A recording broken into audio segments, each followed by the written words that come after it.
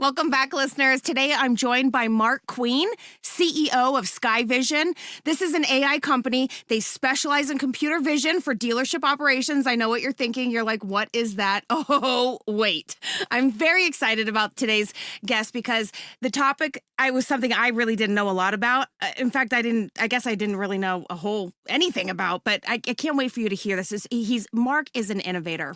He has been around automotive technology. This is not his first run with SKAIVISION. He was actually the founding partner of ELEAD CRM, one of the industry's most successful customer relationship management platforms out there.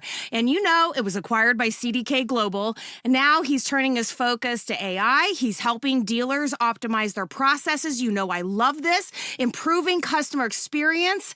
This is why he's here. And he's driving all that operational efficiency, which I am such a fan of. He's got a lot of understanding on how computer vision and AI are reshaping dealerships' workflows. And he is here, Mark, to share insights on how dealers can leverage AI into being a real solution for their dealership challenges. Welcome, Mark. Thank you. Great to be here. Yeah, me too, because you actually have such a great knowledge of some of the latest technology out there. AI has been such a buzzword for a long time. And there was something you mentioned to me recently, and I actually I had to chat GPT that one. And it was convolutional neural network is really what the infrastructure is here on this platform of the cameras in the dealership and being able to leverage AI. Can you please just help me say it for me again and tell me what is this? Because I think we're so used to, all of the other types of AI. We don't hear this so much. Definitely not. And CNN is a lot easier than the mouthful of convolutional neural network. That's a bunch, too much maybe. But it Yeah. is computer vision is a small subset of the AI. When people normally think of AI, they think of ChatGPT, which you mentioned, or the other language models. Mm-hmm. They think of some of the generative AI and some of the content generation, the deep fakes, and the deep fakes kind of go along with the hallucinations of the language models. They Yes. think of that, but computer vision is a little less, but known in terms of what you can teach a camera or what you can teach algorithms or a neural network to look for in terms of patterns of video Hmm. and to automate things from. Mm-hmm. And people generally, amazingly, they associate a lot of it with vehicle. When you look right now at what customers want on their vehicle, everyone wants the The video, 360. the cameras. Yep, the dash Right. cam. And Mm. that's the biggie that they want. So therefore, more cameras on the vehicles, more cameras on newer dealership facilities that are built for a lot of reasons, and more cameras out there. So the more that we can make them assistive and not invasion, the better off we'll be. Okay. Well, thank you for that, because I wanted to kick it off with this sort of a little intel on what we're going to be diving into today, because it is really this facet of AI that we don't hear a lot of, but you're always on the forefront of everything. You've built this huge career on solving big problems in dealerships. I've used eLead forever, and I can tell you, I'm very excited to see what you are up to and what you've got going on. And before we just jump into all of the AI and SKAIVISION and video, take us back. Take us back a little bit. What first drew you into the automotive space, and how did you get to the point where you're a co-founder of eLead? Oh wow, unfortunately that's a long journey. I don't want to date myself too bad, but it's right out of school. I think my first real job was with Reynolds and Reynolds. Okay. I had heard about when I was in law school, I heard about an opportunity for a tuition reimbursement clerkship there. I didn't get, but I met some people that worked for Reynolds and Reynolds and took advantage of a program that they had. And I I was blown away. I had never at that time. I think DMS and some of the things that their version of the era DMS was just coming out, and a company I met at the time, their CEO Ed Zentz, and was blown away by this individual. Very transformational meeting in my career looking back. And the training program they had to take you through dealership operation training of, hey, here are the different departments from F&I to service parts, accounting, and then to have to go into stores and install that and work with people at a dealership in various departments.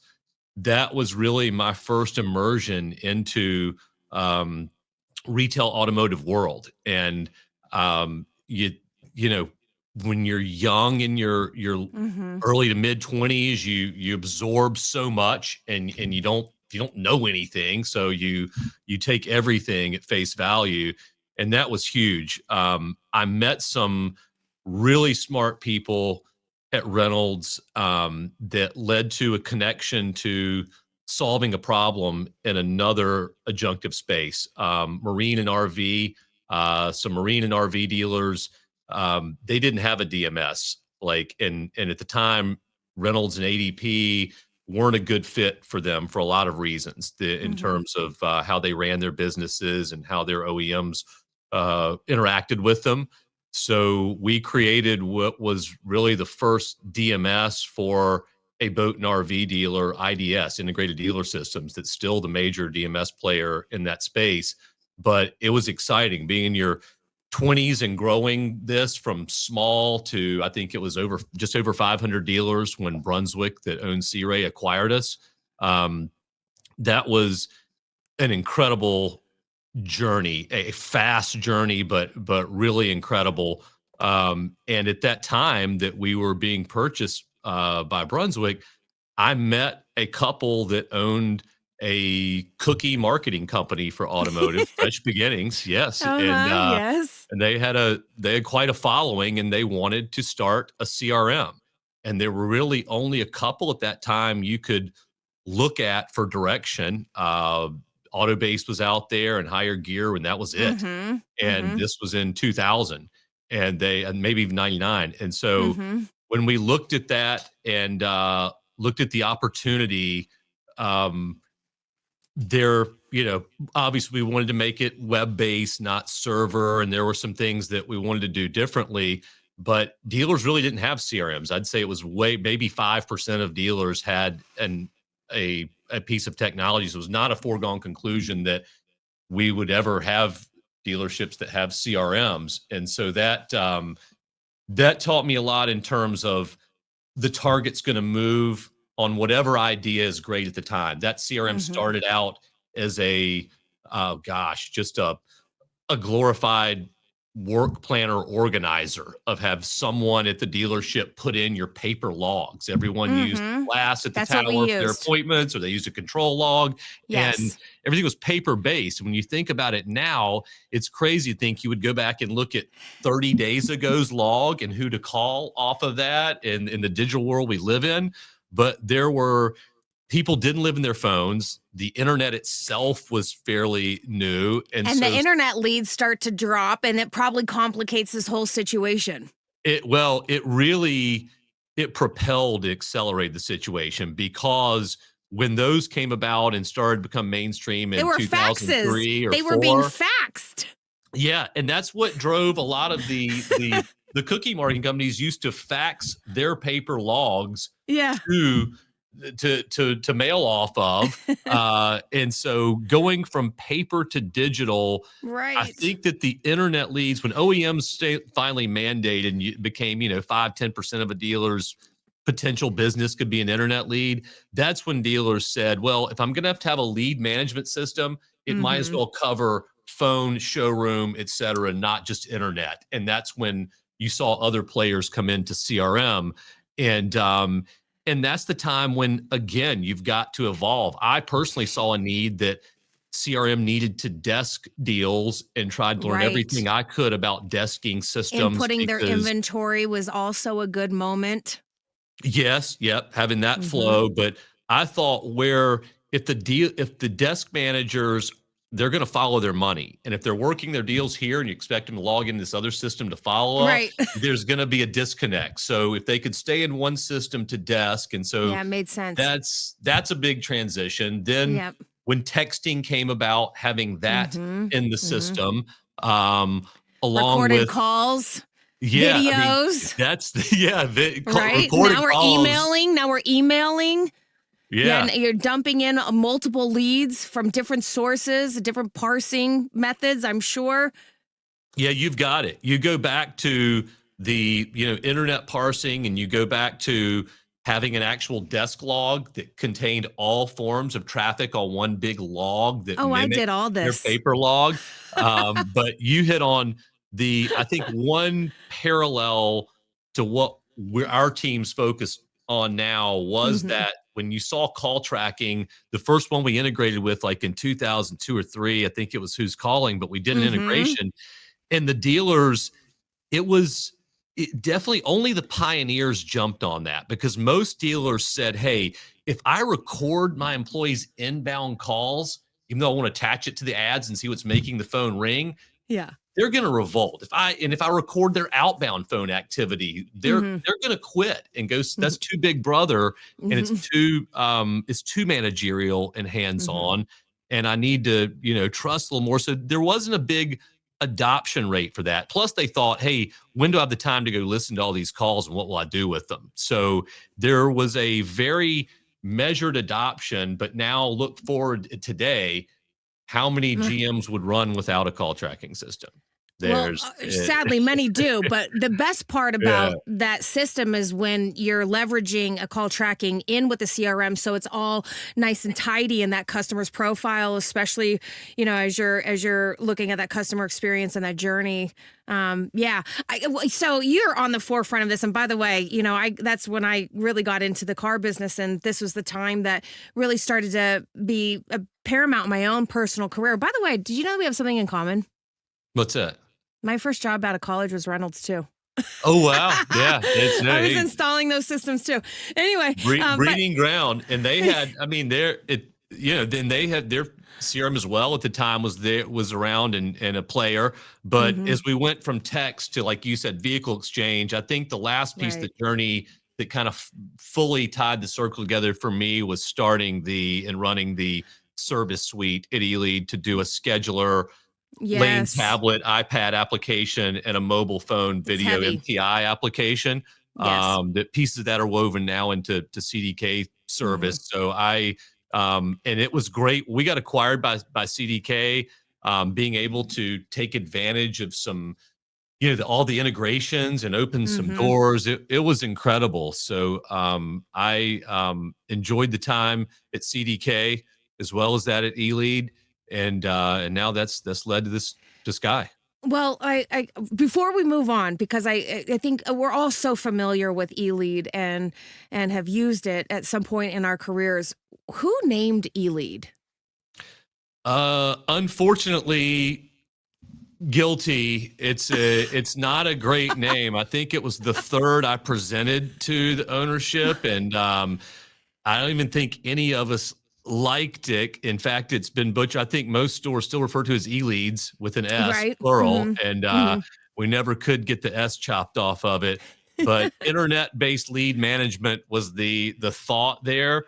I got you. Like But e-commerce lead, is that what that is? yeah, but I'm Okay. as a partner, business partner tells me, I'm a way better critic than creator, and so e-leads Yeah. proof of that. I think it made total sense. Well, you've been part of so many of these major shifts in tech, and you've gone from CRM to now AI, and you're building these really great solutions that change how dealers operate. As a pro dealer advocate myself, and in dealerships every single week, I am on a plane every week looking to solve their biggest problems. I have to ask you before we continue down this journey, because you are the ultimate entrepreneur. And we're just, it's so exciting to have you on to see your success and know that you are so capable of such big things. And are all my listeners, there are a lot of dealers, a lot of general managers, a lot of frontline people that are going to find inspiration from this, because you are just outlined a journey for us that we know is not simple. Every time you add one of those features, they're either going to like it or they don't like it. They're either going to use it, they're not going to use it. And there's their highs and your lows. And every entrepreneur is going to experience this. We can all relate to this. So tell me lessons that have helped catapult you from ELEAD and a successful exit into AI, a more AI focused product. What stands out for you? Biggest lessons help you get here. I'm not really equipped to dispense advice. Definitely not one of them. There's a lot of entrepreneurs in this space that have probably made a much bigger difference than anything I've ever innovated. But I think that I believe that you've got to make sure you're solving a problem that really makes it better for dealership employees and end customers at a dealership to be on the right track. If you have the persistence and the right team, and you're really solving a real, not coming up with a solution, trying to fit it to a problem in reverse, then you're on the right track. And then, as you said, with the highs and lows, being even keeled and moderating those, because it is, any pre-solvency company is humbling, especially when you're used to having a support staff and an infrastructure around you, and going to nothing and having just a few like-minded people on a team. It is that roller coaster every day. There's some potential big win, and then a week later, some potential big loss, catastrophe. And so, anytime you're operating with a pre-profit entity like a startup or early stage company, trying to keep that balance between a high urgency level on your team, really high, but knowing it's a marathon. That's the tough task, is how do you keep the urgency level pegged and yet know that you're on a roller coaster that's not going to be a fast solution when you're starting it. A lot easier to come into something where someone else's idea has already proven out in the marketplace. So it's humbling, if nothing else, anytime you start something new. I know so many of my listeners can relate to this. We live in a fast-paced world. We always want answers now. We want things to work right now. And I hear what you're saying. So thinking about the many various dealership problems we see and encounter, what problem was it that pushed you into developing SKAIVISION? Yeah, I think the biggest problem, the feedback that we got when our team went to dealer groups to see, what do you need assistance? How could we be the most assistive? There was a couple. For one, was technology fatigue or tech overload for the employees. Too many systems, too many Too many logons, too much widgets. time. Yeah, too much, too many widgets, too Too much many time on it. logins. Um, was a big one. And then on the flip side of the employees, for the customer, it's time, perception of time at a dealership. They think that we're stodgy, antiquated as an industry because of all the moving pieces we deal with to sell a vehicle and to sell service. Their persistence of our respect for their time was probably the second problem that went into this. This makes all the sense. Well, your technology, we talked about it earlier in just, starting this off. I wanted them to hear, what is this CNN, acronym, and this technology. It's basically turning security cameras into operational tools. Now, every dealership's got security cameras all around the place, but does it make money? That's what I'm always saying. Does this make you money? And it's probably one of the few things that we could tie back to say, no, maybe some recovery. But what are the biggest inefficiencies that you've uncovered in leveraging the cameras at the dealership into a product that can help solve some of the biggest current challenges in the store? What have you uncovered so far?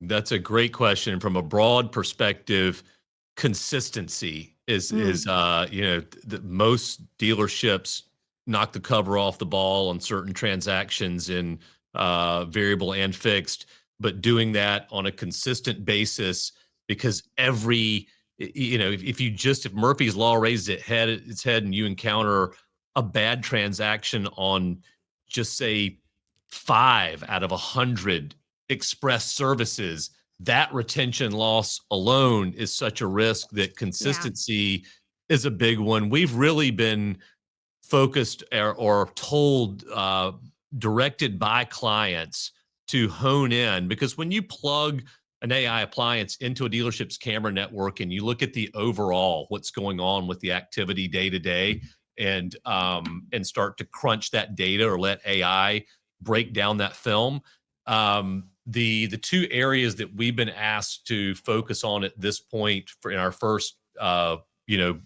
year and a half out in the with enough dealerships in enough groups enough geographical areas to focus on has been really the express maintenance waiter service experience Okay. for the customer employee is number one, and Okay. the second has been the service to sales experience for the customer and the store. Mm. Those two experiences are the camera has already proven that it can lean into in a very tangible way. Service to sales, that is one of the more important areas that I tend to personally focus on in dealerships because it's a huge revenue generator. It's a loyalty piece, a retention piece, and this is what I'm always fighting for.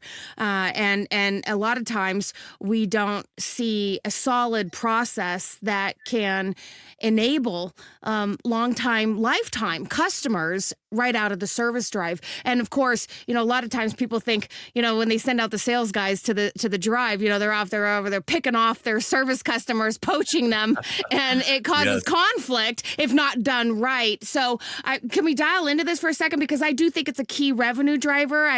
You can tell I have a little passion towards this. You, you obviously know that friction is a really tough, in all seriousness, it's a tough balancing act because the It is customer's there for service. They're coming in for service. So before they right. come in for service, any communication, they expect to be just confirming the fact they're going there for service and you understand what I'm coming there for.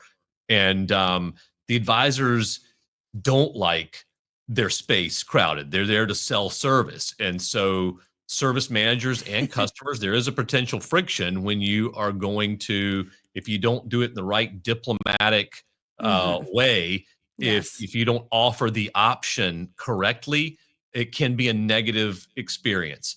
And that's a big part of what we're seeing a growing segment of the service customers drive towards, which is to do this on their terms. And so what we do is we take one camera Okay. that is on the entrance. We call it air traffic control. We typically any Makes dealership sense. on SKAIVISION has a camera that captures customers coming in each curb cut and leaving each curb cut, so that we can marry that vehicle to your other systems, service, inventory, DMS, and know Hmm. who it is, what it's for, how long they were there, and why, and what happened. And so, a big positive piece can be that when we identify a vehicle coming into service, if we see that it is truly one to target and not Hmm. someone that, oops, they just bought a used vehicle they just bought recently. I didn't know that, and I went to try and buy that one. If it's the right vehicle, first of all, filter it, and if it is, at least give the customer a legally compliant opt-in way to get the information on what you would pay for it, in terms of buying it or crediting it towards a trade. And when we first offered that camera to text evaluation, the there were definitely around 10%, I mean, a big piece, almost 10%, that would raise their hand and say, yeah, I Sure. prefer this to the physical approach. And but that's grown and ticked up almost monthly, a percentage monthly, to where now with, domestic and import, roughly, between 15 and 20%, and for Highline, 25 to 30%, even more with the Highline customer, they prefer that fast approach of, okay, I don't have time to go back and forth. I don't have time to negotiate or deal with a human. Let me know what would be my options quickly, efficiently, and while I'm here for service. Don't carry this over to before or after I'm here for service, and give me the information I need. So we think that what we're seeing in terms of the customer interacting with our agent, that they're they like the brevity of the communication. The spelling and grammar are zipped up. The accuracy and the concise piece has led several a dealer group recently. A couple GMs told me, we definitely, our team agrees that we would prefer what you're sending out and how you communicate until we take the TO, until you TO it to us with the Mhm. system. The customer and us prefer that to our best people's communications via email Wow. or Telling. text, That's because telling. it's just you know what you're getting, the times you've set on it, Well, and the there's no trick is, confrontation here. This is yeah. a service. This is a value act, and there's nobody pressuring you or making you feel like they're trying to sell you something. Yes. And the incremental lift it provides, if you just have an incredible process and you already have systems and you're really doing an incredible job at the store, Hmm. that the incremental lift just from the numbers game of customers that do prefer the speed of the camera to text, not having to wait if other systems are That's down, the thing. connections to a DMS, and you don't get the RO data, or you don't get it in time, or so many things can happen. But that speed at which you get the offer, so that before the customer sits down in the waiting room and gets into reels on their phone, or Right. they jump in the So Uber, or real. the So real. loaner. If they have that option there quickly and Yeah. efficiently, um, speed helps a Yeah. lot for the result. I think we're starting to see the visual here because I think we can all identify with the camera placement. And I think what you're saying, and this is why I find this so attractive and so interesting. And I love a new technology, something that makes people's lives easier and more efficient. Let's go. So what you're saying is the camera is now looking at a plate or a type of car, and it's tying back to a system that's already operating in the dealership. Could be a DMS, could be an equity tool, could be a trade evaluation tool, and it's based on a set of criteria. It's identifying this is because look, if my lease is up in 3 months, you're targeting a person. If it's a person who just bought their car and this is their first oil change, and I'm not targeting this person, and so there's some sort of criteria where the camera is actually picking up on something, tying it back to information, and then pushing out a text immediately to the ones that are probable. That's correct, and it ties into all the above systems that you just named. I mean, I don't care if it's And probably more. the drive over, alignment system, to tire tread Yes. system, to whatever it is.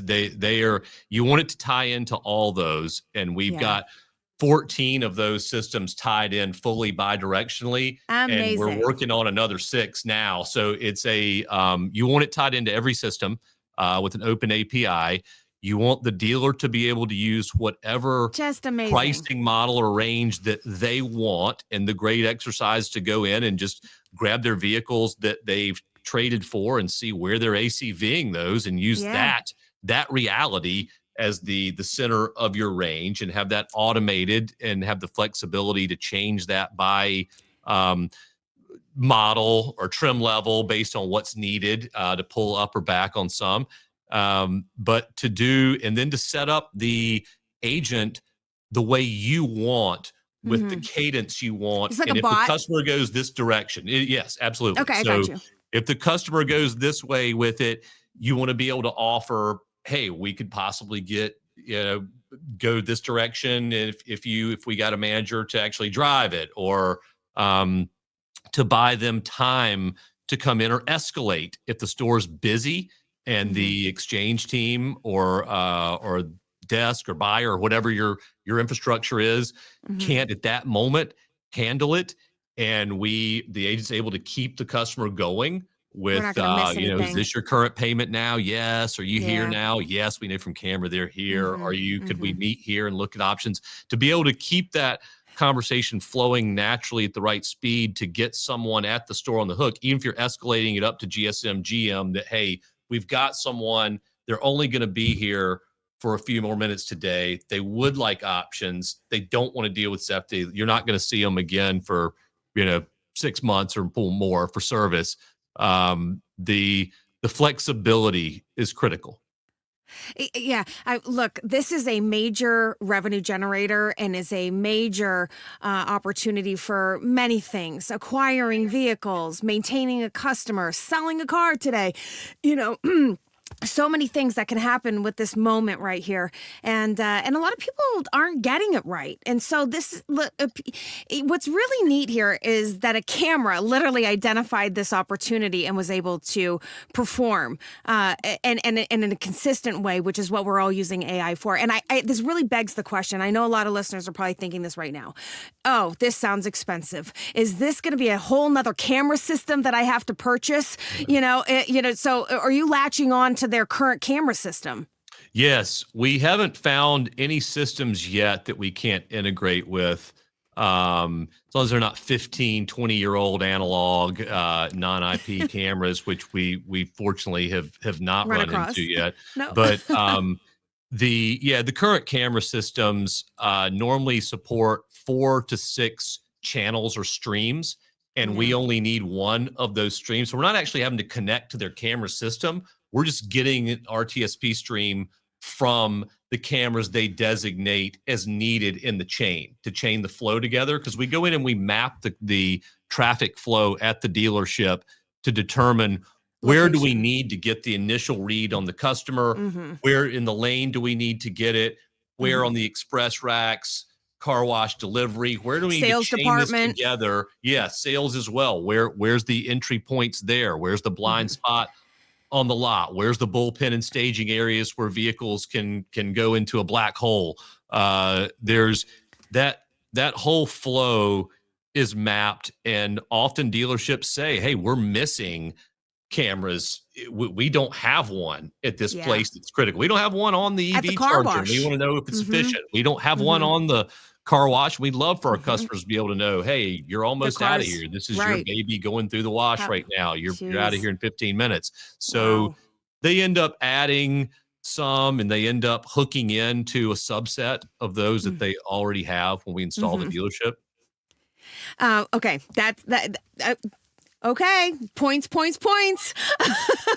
Really, I love this, and I don't want to forget about the other thing that you said earlier, because express service is a vibe. It has been growing in popularity. It is significantly important in retaining our customers. One of the biggest gripes for customers today is that it took too long to get an oil change. It shouldn't take 2.5 hours to get an oil change, and so we started to seeing some easy services, even some recall work being done here in our express lanes, and it's grown in popularity. You mentioned putting cameras on express lane, and that you had targeted outside of service to sales as a repeat offender, and that there was something here that stood out to you as an opportunity to correct a process, an initiative here to really dial into something. What was it? What was it? What did you find? Yes, the massive opportunity because of the volume. It's the most at bats most any store There you gets. go. When you look at the number of people that come in, I was talking to dealer group this morning, and we're talking about, hey, if you had a dealership that had 100 customers come in the door, the whole facility on site in one day, how many of those would be there to look at a vehicle or have a sales appointment or so? Maybe 25 ish, probably 30. How many are there for service? 70, 75. But how many for express service? 40, 50. The majority of your at bats are going to be express service. And it's critical because that's going to drive whether the customer returns to purchase vehicles, to give you the heavy service work, to Absolutely. buy the tires and brakes later. That's right. Your competition with Jiffy Lube, Pep Boys, Valvoline, the independents, at some point in the life of that vehicle, that competition is going to be driven by a perception of that customer on express service experience at Absolutely. the door. And it is because of the volume and because of the number of moving pieces involved at the Mhm. dealership that don't exist at just a drive-through, independent service operation. It is a challenge to know what your best looks like and what your worst looks like. So the first thing we can do is let the dealership know, not a feeling, but here is your average. You're actually running for work for people that come in and you or don't have an opportunity to upsell. For those 60-70% of express customers, here, if you sold an hour and a half less of work, here is your actual average, an hour and 37 minutes. That's it. It's not an hour that you think, or hour 15. It's not 2 hours that the customer accused you of, or 3 hours. It's an hour and 37 minutes. So here it is. Now, what are you capable of in terms of, wow, look at these 30 that we sold and got them out of here in 40 minutes and exceeded their expectations and sold them, 1.3, 1.4 hours of work and got them through here and exceeded their expectations. That, how many of those are we getting, and how we increase that? And what Mhm. can the camera do right when it Yes. sees that we did exceed expectations? Can you go ahead and send the Google review out when and let them know, hey, the advisor so and so really respected your time today and hopes they exceeded your expectations. Could you take 30 seconds and reciprocate?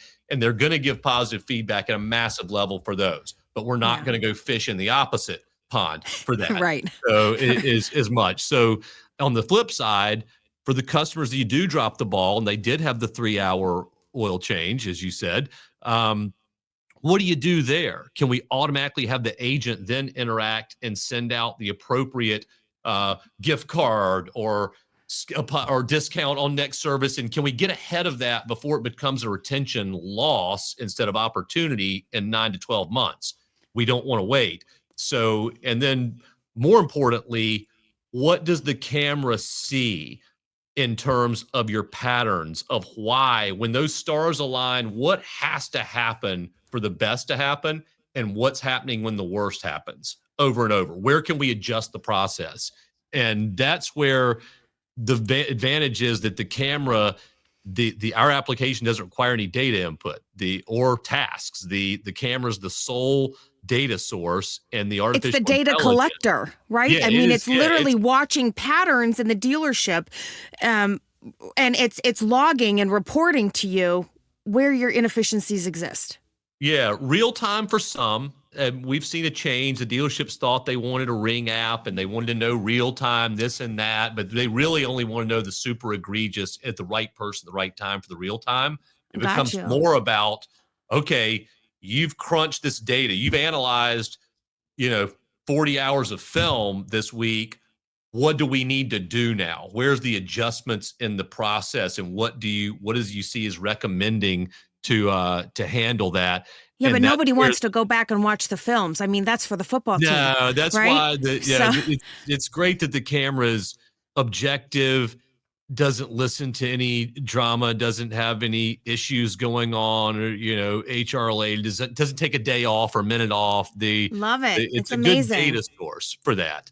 But you're absolutely right. You've got to teach the cameras know better. Then there's no substitute for the human eye, as I like to say, in terms, especially a good human eye of the best performers at dealerships on the front lines. If you can get the camera to recognize what they would with their eyes, the problem is they can't be everywhere the camera is at once. No, And so if you can get the camera to do what you recognize want what it to you do. want, and then, yeah, like you say, automate what you want. Type all this Yeah. out for me redundantly. Can If you I'm, imagine? It's yeah, sending it back to the DMS and updating files and updating ROs. You doing that? we are not pushing updating an RO with data from the camera at this point, although we are working on a project with a DMS provider that That'd be we insane. will be we will be through things like gesture recognition. We'll be doing the we call it the technician touchdown project right now, and so stay tuned. In alpha, we do have that activity going on. A lot of what we do in tie-ins though with the DMS are more from, hey, if the customer came in and this recall's open, is the part there or not? Can we go ahead Okay. and suggest that there is the has this been filled? Has this customer been orphaned on this, and can the agent communicate with it? A lot of that tie back, and we do have two DMS systems that have said we really want the camera data to tie back and do what you said of auto updating, where right now humans have to go in and do the edit, because Yeah. they see the potential of, what if we took all the human tasks that are redundant and tedious, and we could, with what's marry that with what's really going on in the action that the camera sees, and the timing, eliminate the gap that exists between the timing of the software completion and where it's really at. If we automate some of that, we can trim massive amounts of time off transactions in variable and fixed. Well, surely that impacts customer experience. I mean, that is what everybody is looking to do: save time at the dealership, whether it's service or sales. How is this technology going to impact customer experience, or what have you seen so far? Yeah, customers, we talked about the positive experience that they like with the information. They want really the same things for both variable and fixed. They want speed, convenience, and transparency. And the Yeah, transparency, a lot of the customers, we talked about how much their life is in their mobile device. As someone pointed out recently on something I saw, we call it their phone, but it's not their phone. It's this computer they carry around that has a phone app. You're married to this little computer you're with all day. They The transparency and the visual aspect there. Sometimes they want to see it, not read it or hear it. So we see that sometimes the customer will, we have one store that says, hey, when the vehicle comes off the lift for okay. express, show the vehicle driving out, say, great news, you're just off the lift. And the customer says, yes, I can see behind the curtain, I get a peek. It's something that I wouldn't see if I'm at a franchise, not an independent. At another dealership we mentioned earlier, when it's going through that, hey, that's my vehicle going through the car wash, they can calm down and say, okay, it probably is going to be another 20 minutes, but they're making progress, they're washing my car, which they wouldn't be doing at an independent. So the transparency Hmm. is a is something that's going to resonate with the customer perception of our industry, in our opinion. And we think that what the camera can capture and deliver has already been proven with Yeah, it's video. really Look neat. at how many videos have to be sent from the CRM to drive a lead down the funnel. As you know, look at how much video affects the upsell rate on MPI activity, Absolutely. all of that. Now, what if you could organically collect what's going on and give the customer pieces and chain that together? Yeah. How might that impact their Well, experience? it's going to increase trust and confidence, which is what we're always fighting for, and transparency, as you mentioned. We're moving it. We're here. We're in the era of transparency. We've been saying it forever, and the tools are going to continue to emerge. And dealers today have to wake up and be a part of the era of leveraging AI in Yes, every single way to hybrid what humans are best at and what AI can do to replace the inefficiencies and inconsistencies that all of us are capable of, and impacts our business and our bottom line. And at the end of the day, we are here to serve customers and ensure the customers are feeling great about us. And these sort of things that you're working on they're designed to Make this work. This is Yeah. amazing. Honestly, I don't think, it's, we see things like camera technology in Home Depot. We see it in Walgreens. They're identifying shoplifters and things like this. But in a dealership, I don't think that we have been exposed to something like this. I know you guys have installed this in a ton of stores. You got 2 years under your belt. Adding 20 stores a month alone. Congratulations. It's just Thanks. outstanding. I've watched a Big lot of month last month entrepreneurs do for us. this. Yeah. And not everybody can say that they can move that fast. Clearly, you've got a market, and we know Mark has got many miles. He's racking on those airplanes to get out there and see people. Super impressive, my friend. You got stores that are putting the product into play. You've got top groups like Southeast Toyota. Hello, that's the best. And AMSI partners, some of the largest enterprise groups like Sonic. People are all jumping on this because they see the future. What insights have you gained in working with companies like this? I think some of the insights go back to the need to get into the stores. All the insights really have come from the frontline employees and from the end customers themselves. Right. In They're terms shaping of this product. how the product started out and what we envisioned, and some of management at some of our first dealerships envisioned, and what it's morphed to now. Just very different. Very, very different. There's Those are the highs and lows we talked about earlier. Yeah, and there's just no substitute. Gotta listen. Being in the store, no substitute for that, and not just one group or one type of store, but just a broad swath geographically and of different processes and different groups. I think is the real key in terms of insights that you're going to, in terms of what's going to really affect what you need to do the fastest with a technology, because the ability to pivot quickly based on that need, I can't overemphasize.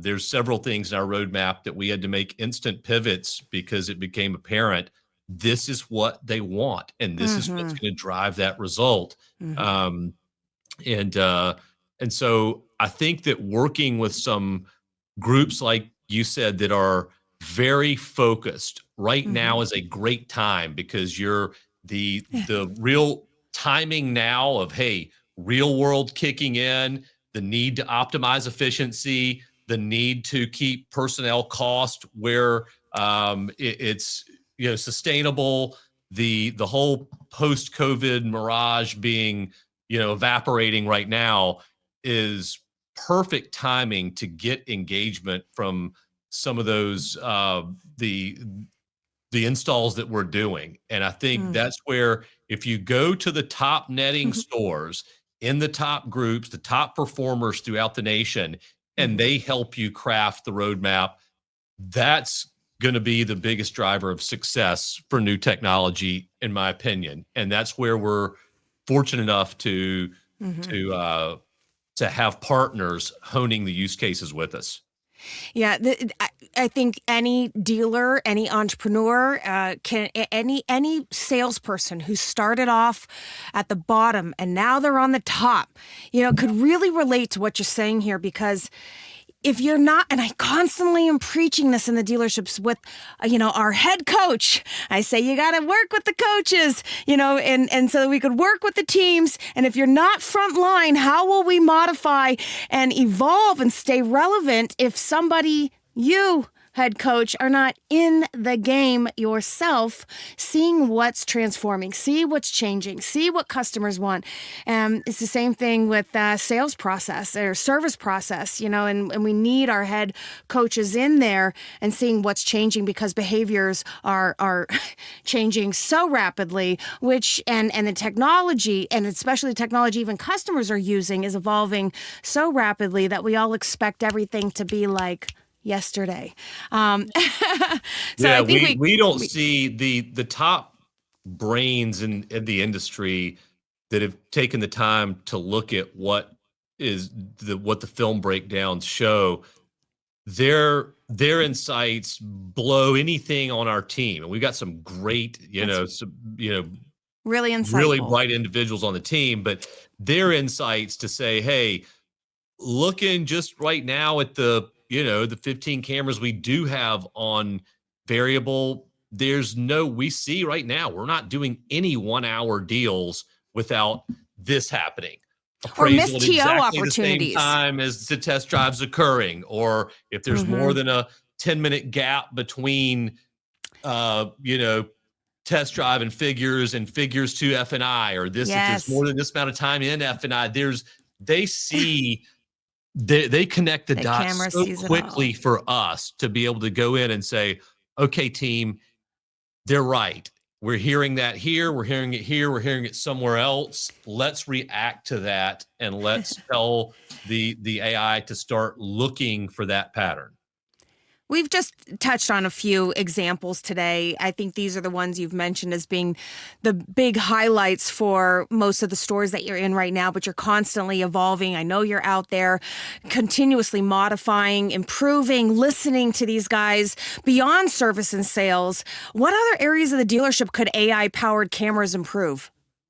Yeah, What haven't you said? sales, service, and security all are tied to the whole dealership flow and chain. So I think that one area when you talk about future improvements, capacity is something that we're focused Mm, on a lot right now because we see, like you said, customers see other applications and other verticals, and whether that is the transparency they see when they look at a sports clips or Jersey Mike's or their gym app and see when to go and when not yeah. to get through quickly. They want to see that with the dealership as well. And if our Mm, agent right now, we're working on being able to reach out to the customer and see, hey, I don't think they know that if they came in today on their way home from work, they can be in and out in 25 minutes, whereas yeah. tomorrow morning it's probably going to be an hour and 10. We'll do a great job, get them out an hour and 10, but they can literally be in and out at this time.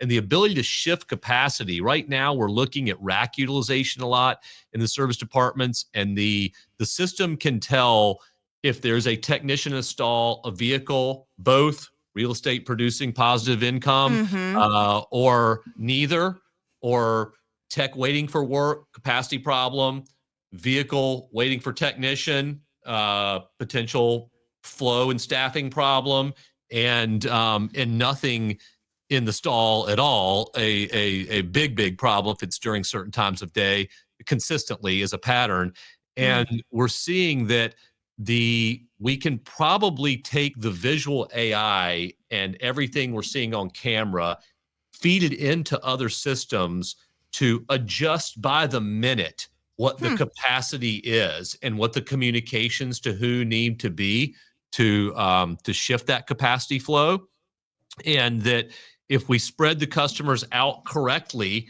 that there is an algorithm for what pays off without discounting something too much to come into our dead 5 to 6 p.m. time, but not letting us lose money at that time employing a technician with no work, Mm, and that this transparency that the customer wants in uh-huh. terms of visual, because a lot of times it's you can't just set that up and say here's the way we're going to go, set it on autopilot. Certain days are busy, certain are not. Certain True. times we Certain get times of the clocked, day. some people Mm-hmm. aren't there that day. It Mm-hmm. literally varies on what the camera sees day to day, and without the actual input on what is happening this second at the dealership, that that data is transforming a lot of what we do and what we see as opportunity. Mm. Uh, is that what's on the horizon, or do you have some more tricks up your sleeve for what's Yeah. next for Sky Vision? And I am curious to hear what that might look like, and how you see AI continuing to shape the dealership operations in the next year. Yeah, I think that um, a lot of talk right now going along around agentic AI and the customers uh propensity to engage, where's it best with the human, where does it need to come in, where can it be more reliable with using AI tools. And so I don't think there's going to be some, agent AI arms race winner. I think it's got to be a mix of tool sets, a mix Yeah, of me too. tools. So I think the open Me too. integration for us to truly eat Hmm. our own dog food and have every page as a bidirectional webhook that we will, as long as secure, as long as it's trusted and accredited by the dealer, Hmm. that the ability to share between those systems. So I look at the integrations, the 14 we have now bidirectional, and how key that is to eliminating bottlenecks for the customer. I think that in the future, like we talked about, hey, those internet leads that we started to see in CRMs that became a big deal in 03, 04, that there'll be a subset of customers that are good with purchasing a vehicle once they have their own agent applications and we have ours.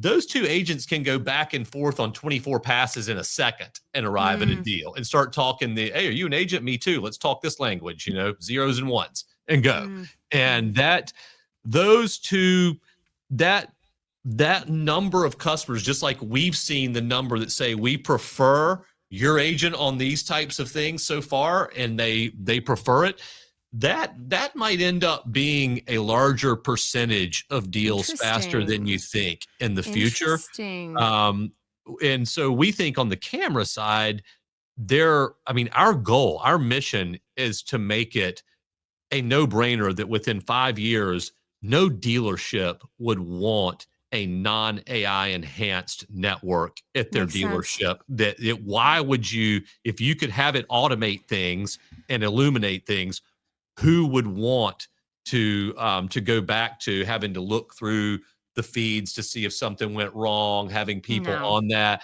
We think Hmm. that going to be an archaic thought, and it needs to be easy enough, fast enough, and simple enough that it is a no-brainer to Yeah. plug in to the network. Um, and so but by the same token, we don't think AI is some silver bullet on any level. No language model, no generative AI concept, no CNN like ours. Nothing is going to replace the need to have the right people at the Mm. right Of times and course. places to take those reins. And Doing the most so important things, it is. not the Those are the tedious people are the things that a machine can do. Yes, the right time and the right place for everything Yeah. is the kind of our North Star in Makes terms sense. of what we're enabling the computer vision to do. You're incredibly exciting to listen to, Mark. You and I run at the same speed. I can only imagine what is on the horizon. I mean this. I'm very excited about what you're doing. And when you're in the stores working like you are, hand in hand with these guys, front line, you're watching it, you're supporting it, you're listening, you're reacting. I can only imagine what this product turns into. You're only 2 years in, and everything you're saying just sounds like another home run. Wow. Kudos to you. You're ambitious. You are doing it again. I'll And not stop. a lot of I have people can say nothing. that. Not a lot of people can say that. They got We one hit, but here we no go. Yeah, no we very innovative, very exciting. Hey, thank you for what I've seen everything from your progression on the passion you've brought from everything from phone skills up to now the drive and the service advisors to the whole process. Yeah, Uh, there's not much that you haven't covered accurately. got And to stay so relevant. we appreciate, our whole team are big fans of yours, Thank Jen. We you. appreciate everything that you're doing. Thank you. Thank you very much. Well, look, you're on our radar now, All and right, we'll be good. watching. Come on. We'll try Show and us make you what you got. proud, and we'll try and do the right thing, because Yeah, yeah. that's the one thing that we remind our team all the time is that, hey, your your word, what comes around goes around, and your Yeah. word is what matters in this space. And it's the one thing that's going to follow you That's a fact. forever and always and everywhere you go. And so we're just trying to do the right thing for the dealerships and the customers. Excellent. Thank you, Mark. All right, take care. Thank you. Mhm.